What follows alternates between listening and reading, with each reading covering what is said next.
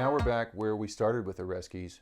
Why trust science? Why should we trust science if the best it can do is consensus? Don't we end up with the same kind of relativistic position that the science studies scholars, especially the Edinburgh School, extracted from Kuhn's work? So why does Oreskes think that we should trust science?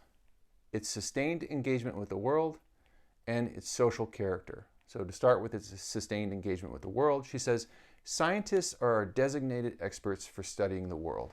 If a scientist studies some area of nature, no one else knows as much about that area of nature as that scientist does.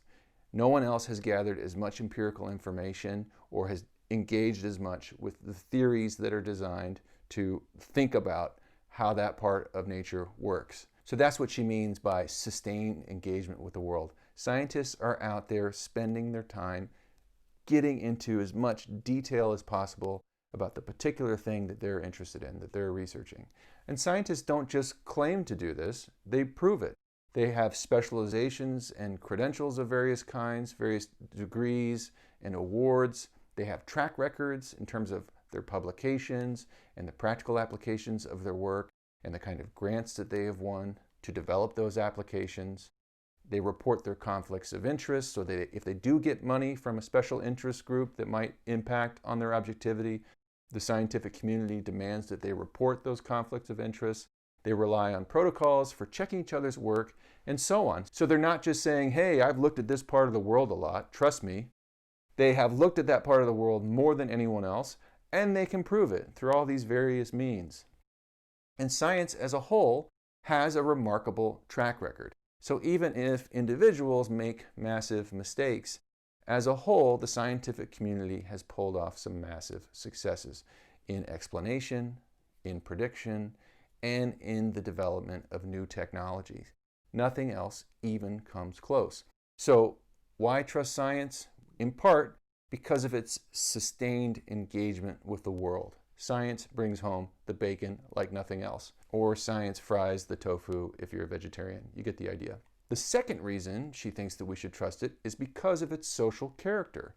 So all the social processes and protocols described by Harding and Longino guarantee that scientific claims get scrutinized, criticized, revised, reconsidered over and over and over again. So scientific practice is this recursive process of developing and refining your claims about the nature of the world by going back and forth between sustained engagement with the world and this participation in this social collective that is radically scrutinizing and criticizing your findings and forcing you to refine them and to make them better and stronger.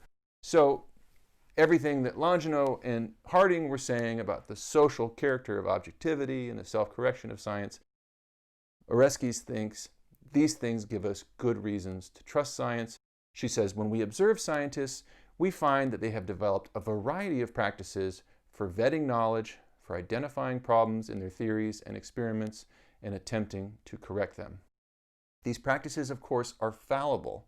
Oreskes isn't a zealot. She's not someone who's drunk on the power of science or anything like that. She admits that science is fallible, but she says we have good evidence that these practices detect error and insufficiency, and she says that this gives us good reason to put our trust in science. Science is the practice where people have engaged in the most concerted effort to really look at the part of the world that they're making claims about, and then to engage in this really radical project of social criticism. So Oreskes thinks that we shouldn't have blind trust in science. We should have informed trust in science. We should trust science because we have good reason to.